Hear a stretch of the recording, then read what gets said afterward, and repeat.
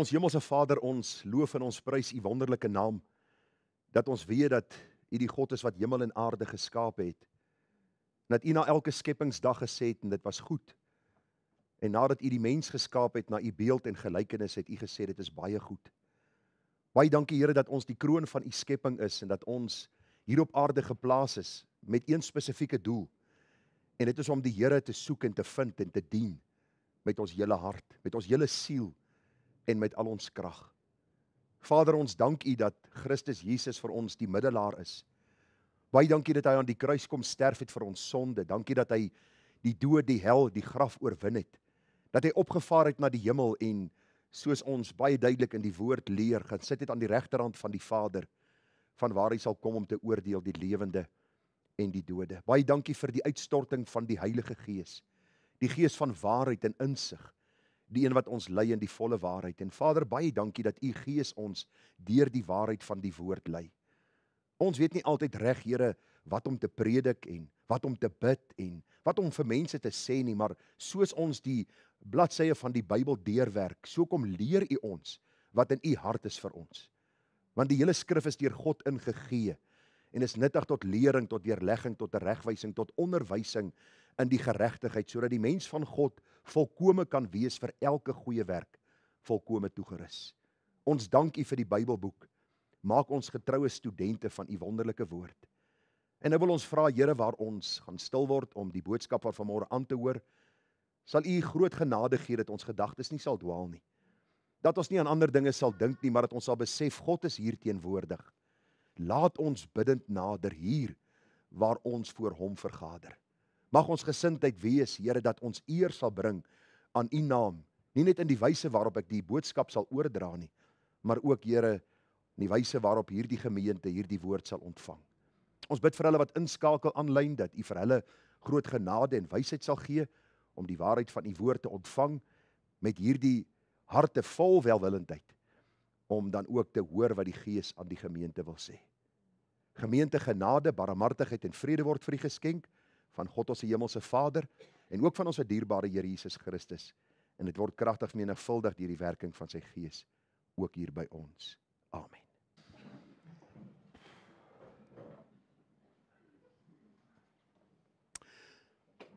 Nou vriende, ons gaan vanmôre dan aangaan met ons reeksie boodskappe vanuit die boek Psalms en dan in besonder ook Psalm 51. Vanmôre ons tweede boodskap wat handel oor hierdie baie groot gedagte, ware berou en belydenis, ja, 'n wegdraai van sonde is wat God in ons harte bewerk. Nou vanmôre gaan ons by deel 2 stil staan en dan as die Here ons spaar, DV volgende week by deel 3, die laaste boodskap ook in hierdie baie besondere Psalm. Nou ek het vir u gesê dat Dr. John MacArthur in een van sy preke verwys het na hierdie Psalm en baie duidelik daarin gesê dat hy gereeld as predikant, as geroepene van die Here, na hierdie Psalm gegaan het, deur hierdie Psalm gelees het, deur hierdie Psalm gebid het, om ook sy eie hart voor die Here te ondersoek, sy eie sonde te bely en dan in heiligheid voor die Here te wandel. U sien vriende, die groot ding is wat die Bybel ons leer is dat dis die klein jakkalsies wat die wingerde verniel. Dikwels is die klein sondetjies in ons lewe dit wat uitloop op groter sonde later, en daarom is dit noodsaaklik om te sien dat Dawid nie net hierdie gebed bid en hierdie pleidooi lewer, omdat hy hierdie geweldige sonde gedoen het met Batseba nie. Ja, verseker is die Bybel daaroor duidelik dat hy hierdie sonde begaan het, maar ons sien ook in elke opsig moet dit die kind van die Here se gesindheid wees, wanneer dit kom by sonde in sy of haar lewe. Die Here sê as ons sê dat ons nie gesondig het nie, dan mislei ons onsself en die waarheid is nie in ons nie. Daar is die leuen wat die rond te doen, dat mense vir jou sê as hulle van geen ding bewus nie. En dan sê ek gewoonlik, miskien moet jy die hoogmoed bely in jou hart, dat jy op daai plek gekom het dat jy van geen ding bewus is nie. Want in die lig van God se heiligheid, die enigste sondelose, wat op hierdie aarde gewandel het, Jesus Christus, en wat ons met God die Vader verbind. Vriende, hy is die enigste ene wat sondeloos was. Die res van ons stoei elke dag met ons vlees, met die wêreld en met die duiwel. En ons begeerte is dat die Here vir ons gedurig sal reinig. En dis wat 1 Johannes 1 vers 7 vir ons sê, die bloed van Christus reinig ons gedurig deur van al ons sondes. En mag ons ook sien in hierdie Psalm, in hierdie tweede deel, wat Dawid se gesindheid was en hoe ons ook kan leer by hom, die man na God se hart. So kom ons lees saam Psalm 51. Ons gaan nie weer die lywige gedeelte lees van 2 Samuel 11 en 12 nie. Ons het verlede week daardie lang gedeelte gelees en ek glo ek gaan u vanmôre vroeër hier uitlaat en nie so laat soos laasweek nie. Psalm 51 vir die musiekleier, 'n psalm van Dawid toe die profeet Nathan na hom gekom het nadat hy by Batseba ingegaan het. Wees my genadig, o God, na u goedertierenheid. Delg my oortredinge uit na die grootheid van u barmhartigheid. Was my heeltemal van my ongeregtigheid en reinig my van my sonde. Want ek ken my oortredinge en my sonde is altyd deur voor my. Teen u alleen het ek gesondig en gedoen wat verkeerd is in u oë, sodat u regverdig kan wees as u spreek, rein as u gerig hou. Kyk, in ongeregtigheid is ek gebore en in sonde het my moeder my ontvang. Kyk, u het 'n welgevalle aan waarheid in die binneste en in die verborgene maak u aan my wysheid bekend. Onsondig my met hyssop, dat ek kan rein wees. Was my, dat ek witter kan wees as sneeu.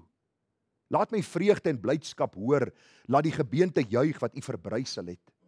Verberg u aangesig vir my sondes en delg uit al my ongeregtighede. Skep vir my 'n rein hart, o God, en gee opnuut in die binneste van my 'n vaste gees. Verwerp my nie van die aangesig nie en neem u Heilige Gees nie van my weg nie. Gee my weer die vreugde van u heil en ondersteun my deur 'n gewillige gees. Ek wil die oortreders u weer leer, dat die sondaars hulle tot u kan bekeer. Red my van bloedskuld, o God, God van my heil. Laat my tong u geregtigheid uitjubel. Here, open my lippe, dat my mond u lof kan verkondig. Want u het geen lus in slagoffer nie. Anders sou ek dit gee. In brandoffer het u geen behaag nie. Die offers van God is 'n gebroke gees. 'n Gebroke en versla hart sal u, o God, nie verag nie. Doen goed aan Sion, na u welbehaag.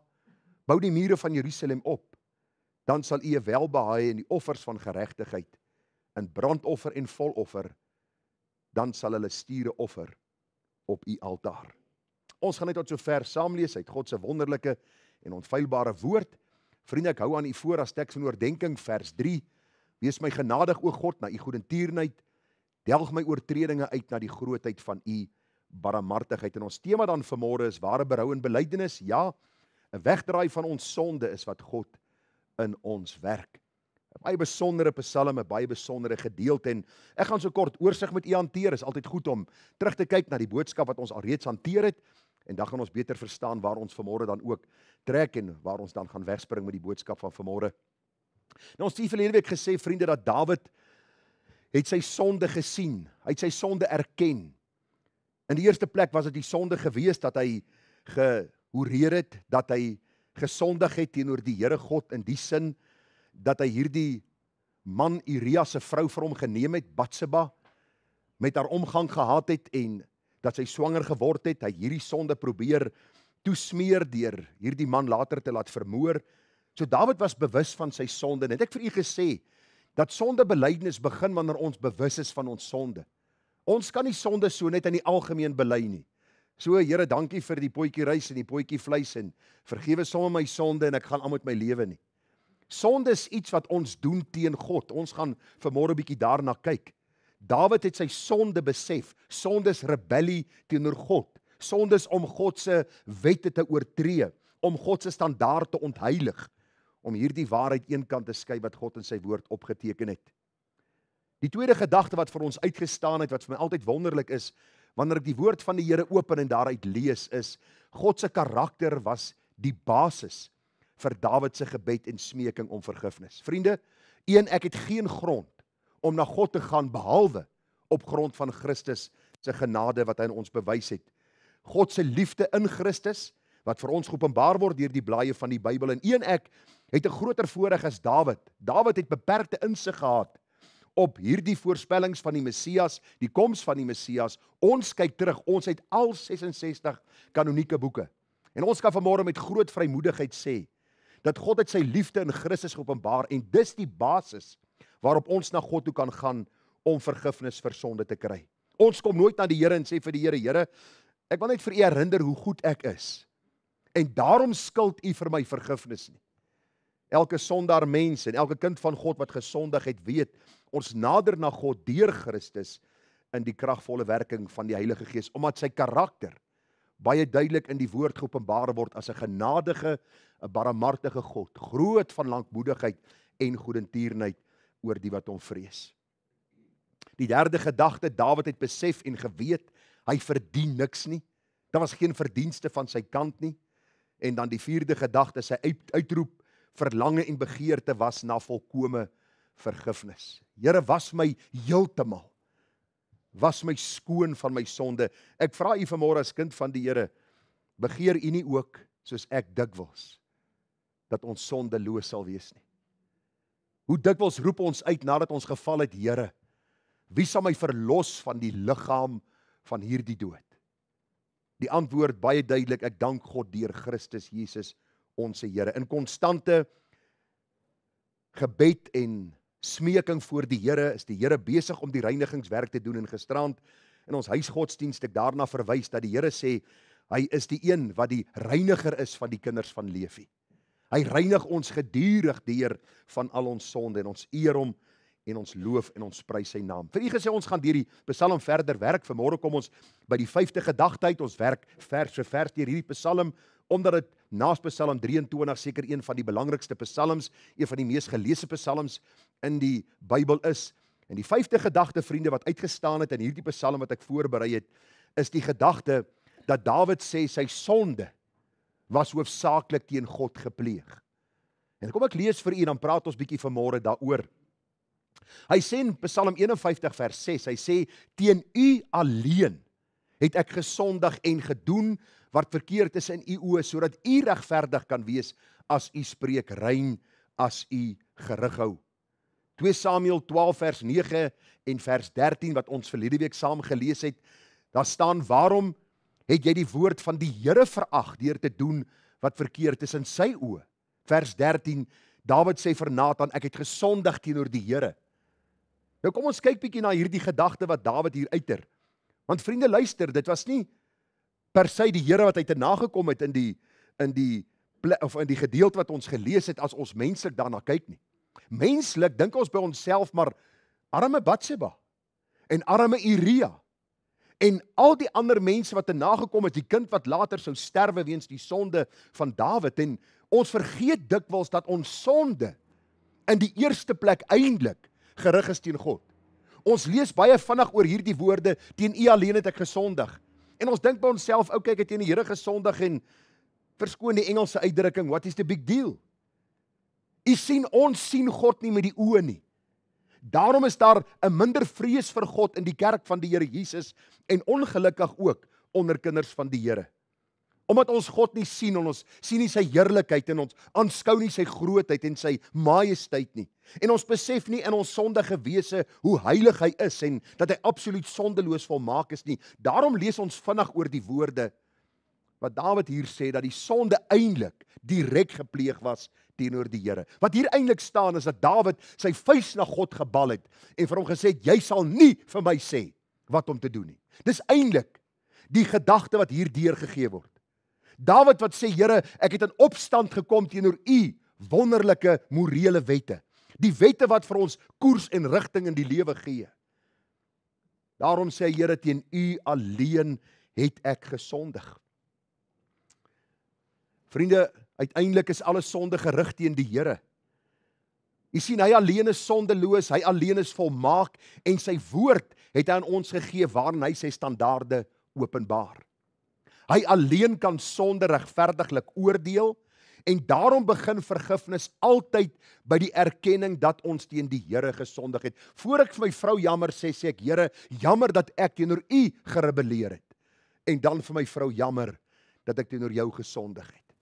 Of miskien die persoon by die werk, of miskien een of ander gedagte wat jy bedink het, wat niemand miskien van weet nie. Ek het gesondig teenoor God, want ek het iets gedoen waarvan hy alleen weet, wat teen sy volmaakte wet is, en daarom staan ek skuldig voor hom, die een wat gaan oordeel die lewende en die dode. Daar was my so 'n mooi voorbeeld in die Ou Testament, en moet ek miskien vir u vra hier heel aan die begin van die boodskap, watter Ou Testamentiese voorbeeld in Genesis? Kyk, help ek hier, né? Ek sluit die ander 38 boeke uit. In Genesis, watter voorbeeld is daar van iemand wat versoek was om te sondig? En hierdie persoon sê, maar luister, God sien, daarom kan ek dit nie doen nie. Josef, dis hy. Josef, hoor wat staan in die Bybel. U ken mos mevrou Potifera? Haar man was op 'n ver reis. Sy dink sy's katjie van die baan. Sy sien hierdie jong Joodse slaaf wat aan haar huis werk. Haar oë is op hierdie man gerig.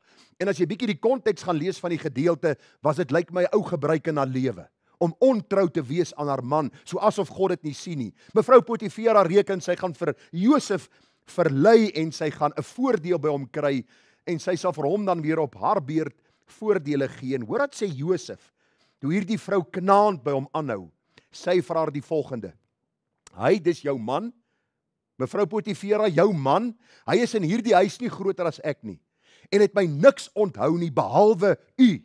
Selfs die heidene, selfs die Egiptenaars het geweet dat my vrou is myne. Ek deel haar nie met die buurt nie. Ek deel haar nie met die buurman nie. Sy's myne.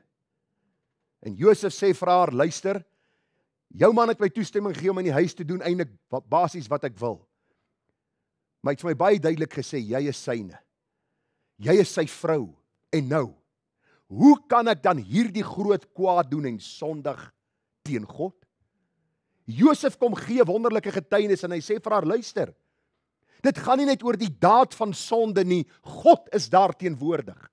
As die sonde gedoen word, is God daar teenwoordig. En dis wat ons as kinders van die Here dikwels vergeet, wanneer ons meer verloor, wanneer ons skinder, wanneer ons kwaad praat, wanneer ons miskien na iets kyk wat ons nie moet kyk nie, of luister wanneer ons nie moet luister nie, ons vergeet, God is teenwoordig. En dis wat Dawid hier sê. Hy sê, Here, ek het heeltemal u buite rekening gelaat. Ek het hierdie gruwelike sonde gedoen. Ek het in my sonde bly voortgaan. Ek het hierdie brief geskryf, het saam met Uria gestuur. Hy is vermoor, ander manskap het gesterwe. Here, en ek het nooit u in gedagte gehou nie. Die Bybel is baie duidelik daaroor dat wanneer ons sondig, pleeg ons sonde teen die Here. Ons is skuldig teenoor sy wonderlike volmaakte woord en wet wat hy vir ons gegee het.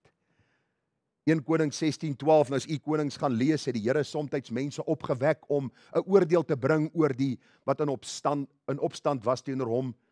Ek lees vir u gou daar in 1 Konings 16:12, so het Simri dan die hele huis van Baesa verdelg volgens die woord van die Here wat hy gespreek het oor Baesa, deur die diens van die profeet Jehu, van wie al die sondes wat Baesa en die sondes van sy seun Ela wat hulle gedoen het, en waarmee hulle Israel het sondig het, hoor nou, om die Here, die God van Israel, te terg met hulle nietige afgode.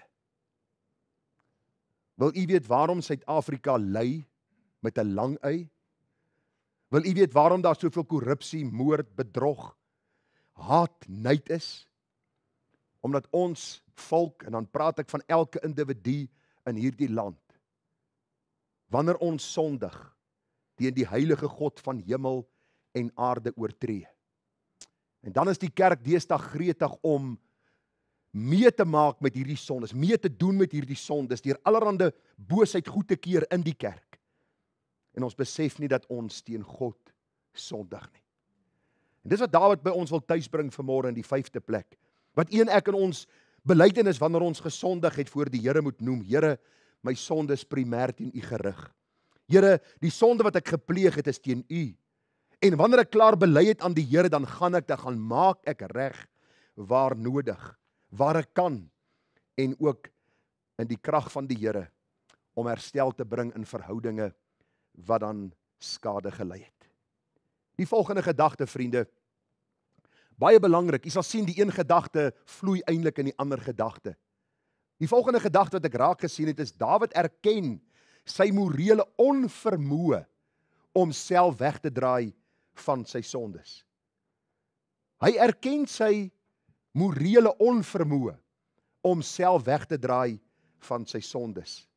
Psalm 51 vers 7, kyk aan ongeregtigheid is ek gebore en in sonde het my moeder my ontvang. Afvallig is die goddelose mense van die geboorte af, die leenspreker dwaal van die moederskoot af. Luister, ek het daaraan gedink hierdie week terwyl ek hierdie boodskap voorberei het. Van geboorte af, vriende, neig een ek na die pad van sonde. Kom ons begin vanmôre by die begin. Mense wil graag roem op hulle vrye wil wat hulle het. Ek het die wilskeuse om die Here te kies of om hom nie te kies nie. Ek wil nou nie in my mou lag nie, ek wil sommer openlik lag wanneer ek dit hoor. Jy het nie nodig om vir God of teen God te kies nie. Jy word van geboorte af 'n rebel teen God gebore. Van geboorte af kies jy die pad van sonde. Jy het nie nodig om later te kies, wil ek die Here dien of die duiwel dien nie. Van geboorte af dien jy die duiwel. Daarom is die neiging van sonde in die kind se hart gebore. Daarom lieg 'n kind van geboorte af. 'n Kind sal steel, 'n kind sal mense te nakom. Hy sal sê jy meer verloor. Soos iemand onlangs gesê het in 'n berig wat ek gelees het, as jy 'n kind se speelding van hom wegvat en hy was groot genoeg om jou dood te maak, sou hy dit gedoen het. Jy moet tog nie dink daai bloetjie wat jy vashou op jou skoot is onskuldig gebore nie.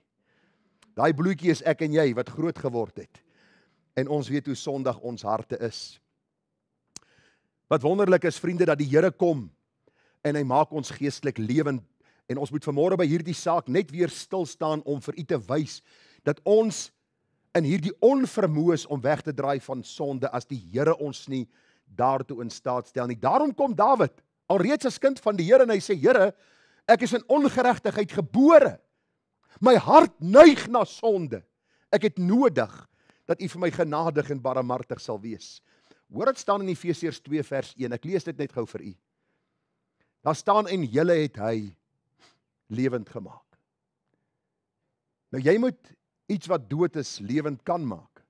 As hy nie dood is nie, dan gee jy nie vir hom lewe nie. Iemand wat bewusteloos is, maak die dokter hom lewend? Nee. Hy's bewusteloos, daar's nog lewe. Dis 'n kwessie, hy kom uit daardie koma uit. Of uit daardie staat van dat hy bewusteloos is. Maar hoor wat staan hier. Ons was dood in ons sonde en misdade. Hy sê wat waarin julle tevore gewandel het volgens die loop van hierdie wêreld. Volgens die owerste van die mag van die lig, van die gees wat nou in die kinders van die ongehoorsaamheid werk.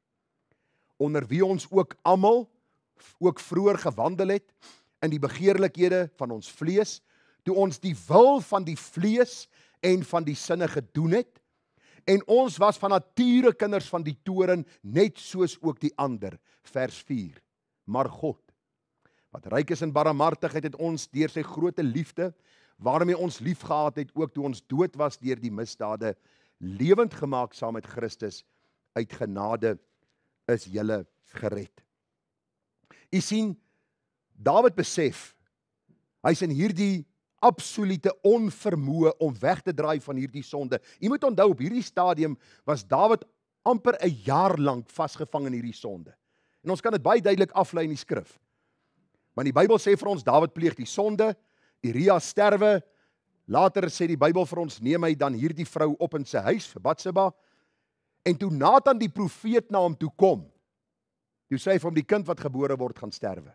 Nou, hoe lank is 'n vrou swanger? 9 maande? So 9 maande, sê arguments onthaalwe, naby 'n jaar wat hierdie man sy sonde weggesteek het, en ten spyte van alles, wat die Here in sy lewe toegelaat het, wat ons gaan sien later in hierdie Psalm, sy liggaamlike toestand, die geestelike worsteling waardeur hy gegaan het, was daar 'n weiering om weg te draai, 'n weiering om jammer te sê, 'n weiering om te bely. Dink aan jou lewe as kind van die Here. Hoe een ek soms sonde akkommodeer. 'n Onwilligheid in ons harte om sonde te bely, en baie keer is ons eerder bereid om ons sonde te verdedig en te beskerm en goed te praat.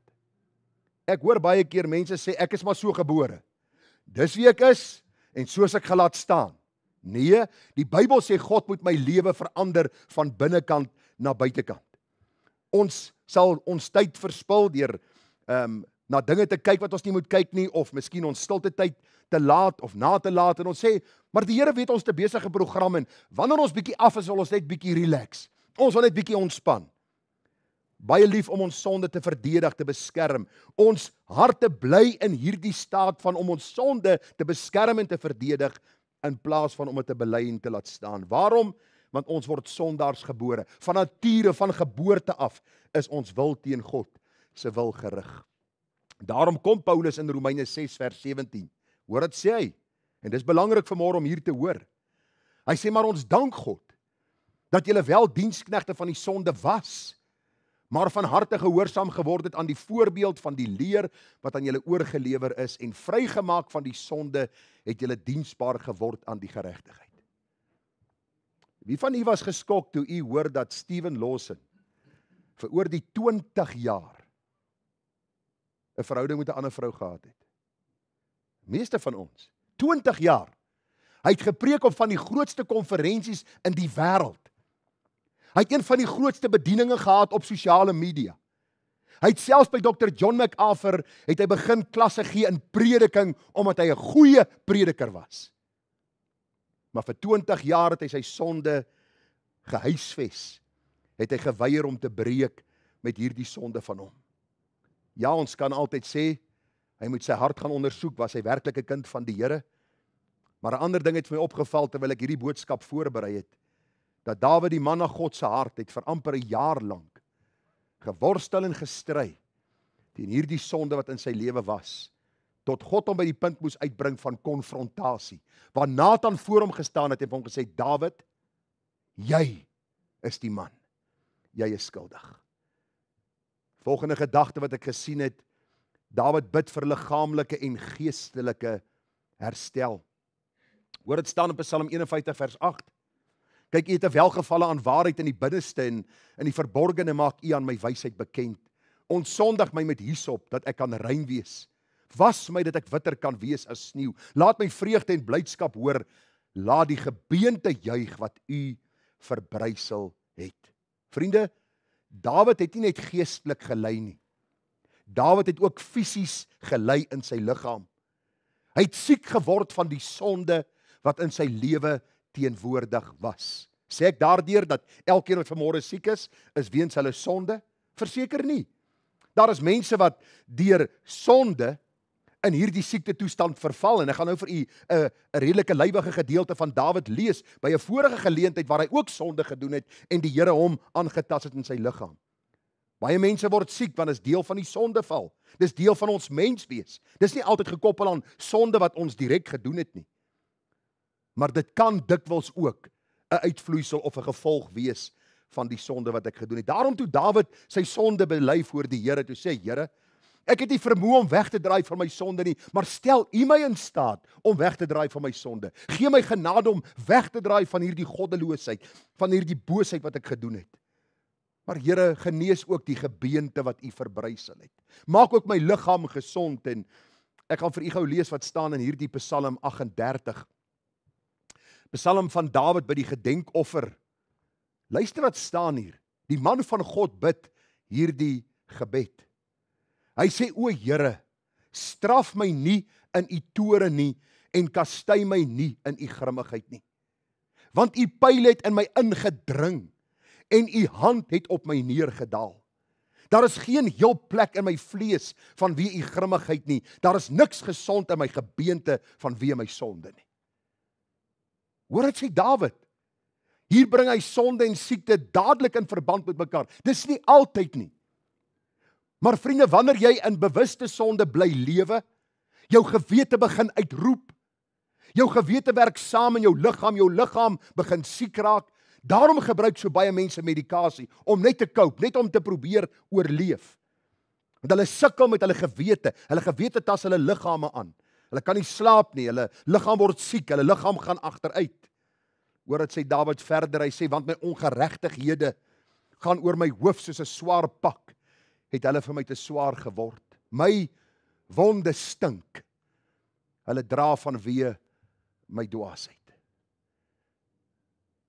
Nogal aangrypend as 'n mens sien hoe Dawid hierdie prentjie vir ons skep, dat sy sonde ook fisies sy liggaam aangeraak het.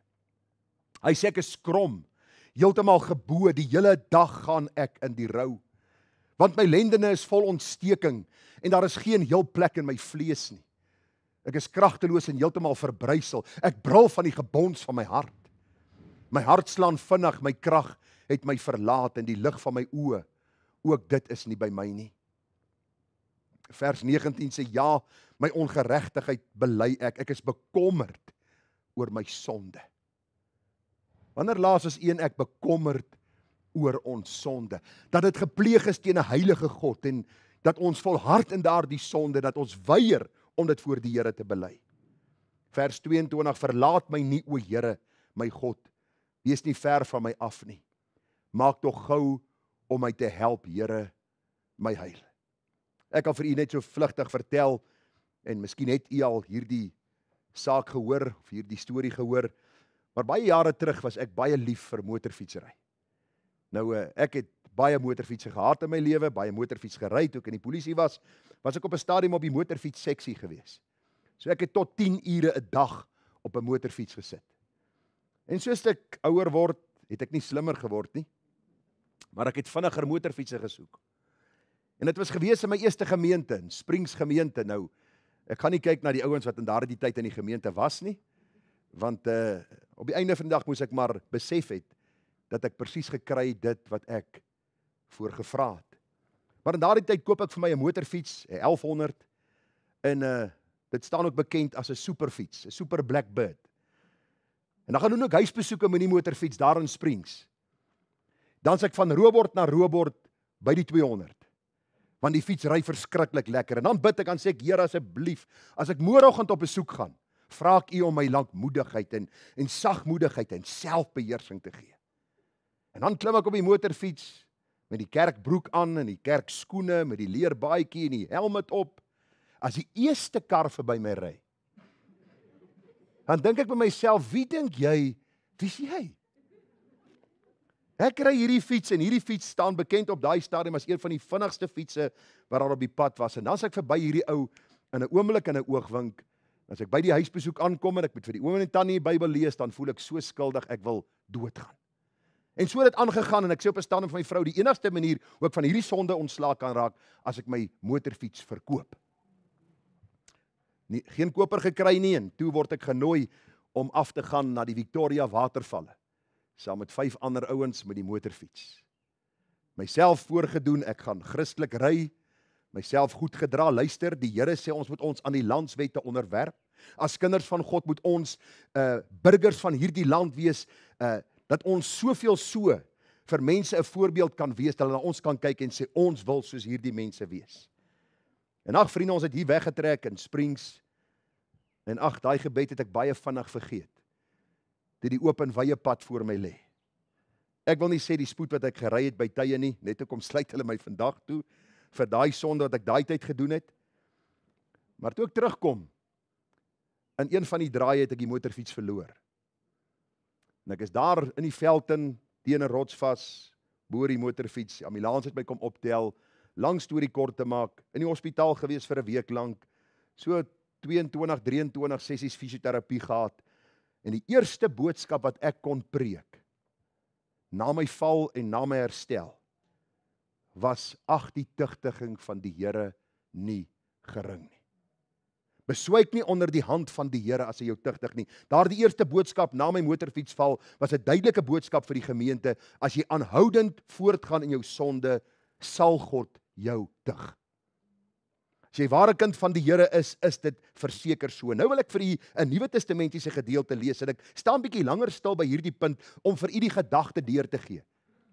Dit beteken nie as iemand siek is, dat dit weens hulle sonde is nie, maar daar is mense wat bewus is van sonde, waarin hulle leef en hulle siek as gevolg daarvan.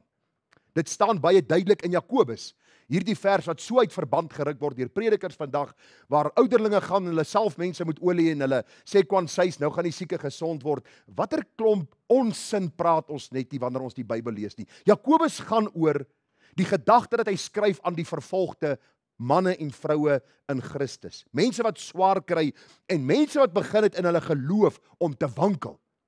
Dat sonde in hulle lewe begin inkom toe die stryd vir hulle te vel raak. En hoor wat staan daar. Is daar iemand onder julle wat ly? Laat hom bid. Is iemand opgeruimd? Laat hom 'n psalm sing. Is daar iemand siek onder julle? Laat hom die ouderlinge van die gemeente inroep en laat hulle oor hom bid, nadat hulle hom in die naam van die Here met olie gesalf het. Hierdie olie salf beteken nie 3 druppels op die voorkop nie. Hulle het letterlik hierdie mense se wonde behandel. Die olie self hier gaan oor dat daar olie toegedien is, medisyne toegedien is op die wonde van hierdie vervolgde Christene. Dis die konteks. 'n Mens kan nooit 'n brief buite konteks lees nie. Die konteks van Jakobus gaan glad nie oor dit wat hulle vandag sê, mense kom vorentoe in die kerk en salf hom met olie en ons stuur hom huis toe en hy sê hy's gesond en dan is hy nog net so siek soos hy gister en eergister was nie. Die konteks verduidelik verder, vers 15. Daar staan in die gebed van die geloof sal die kranke red. Hoor dit staan hier. En die Here sal hom oprig, selfs as hy sonde gedoen het, sal dit hom vergewe word. So in die proses van sonde het daar siekte gekom en hierdie siekte was die gevolg van sonde. Die Bybel is baie duidelik. En dan vers 16. Bely mekaar julle misdade en bid vir mekaar sodat julle gesond kan word. Die 4de gebed van die regverdige het groot krag. Vriende, luister. Daar is hoeveel kinders van die Here wat liggaamlik siek was en die oomblik as hulle sondes bely, dan kom daar herstel in die liggaam. Dr. J. Adams vertel hoe hulle hom baie groot geld aangebied het.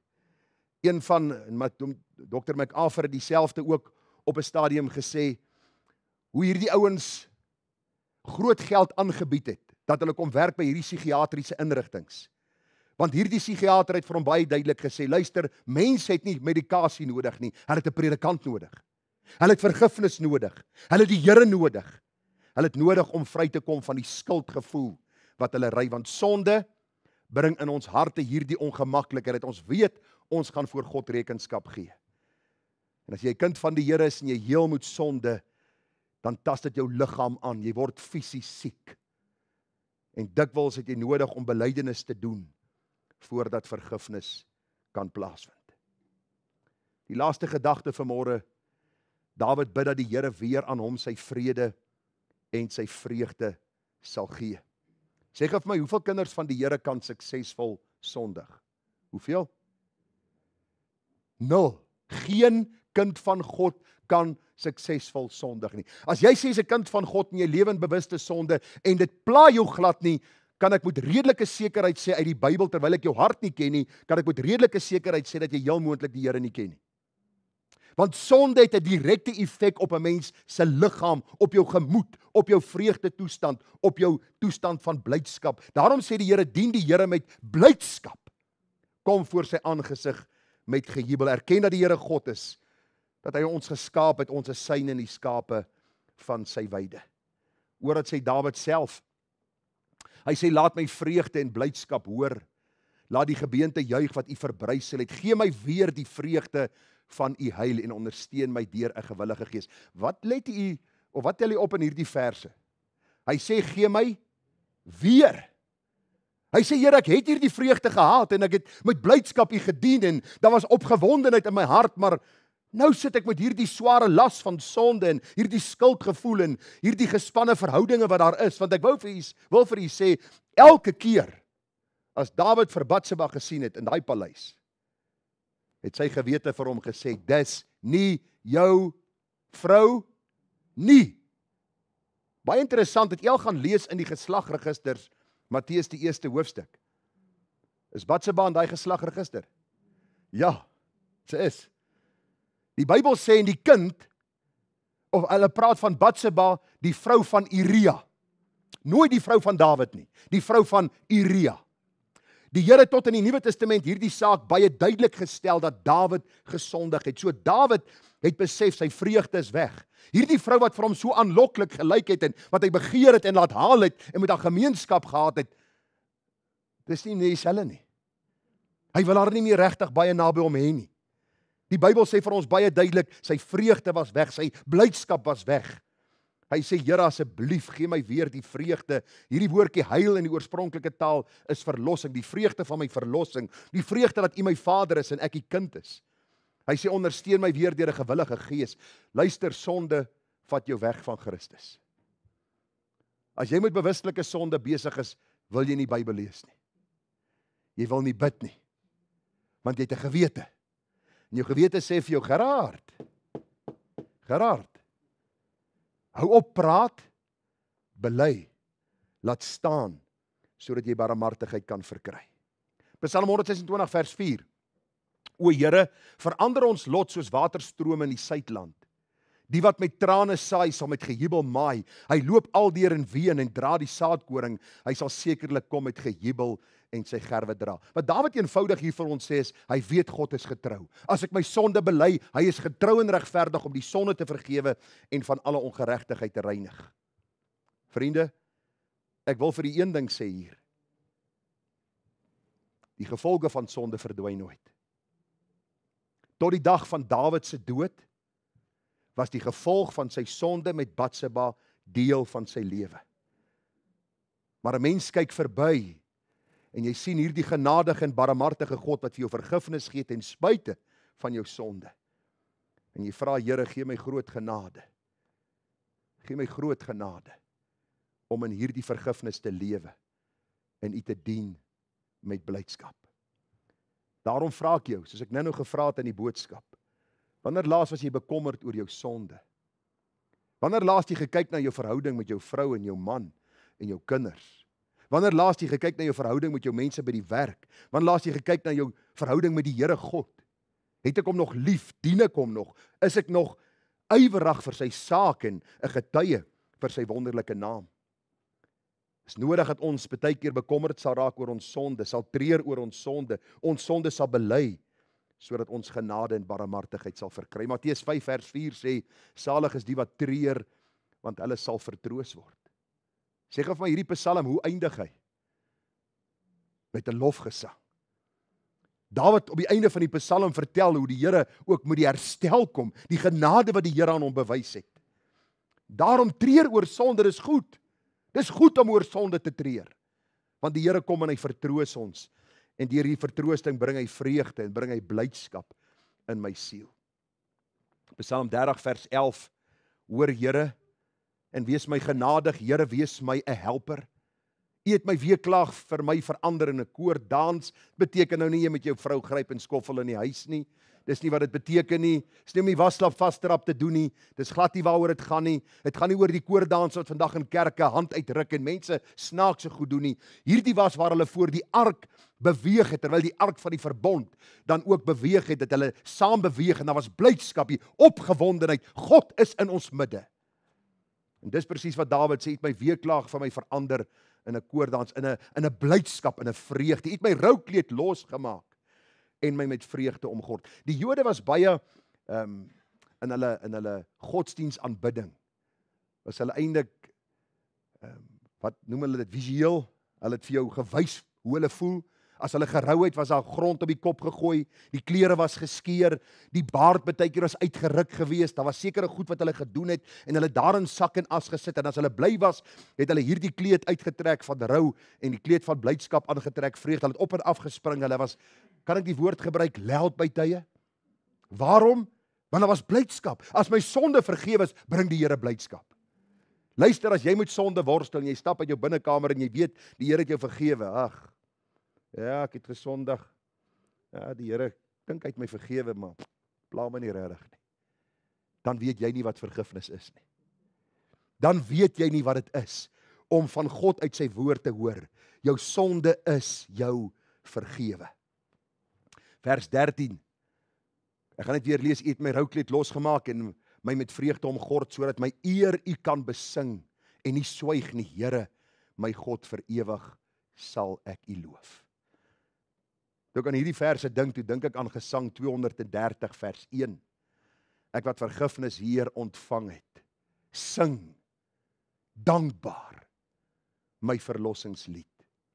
U weet hoe ek na U verlang het. U het my guns, U het U guns my aangebied.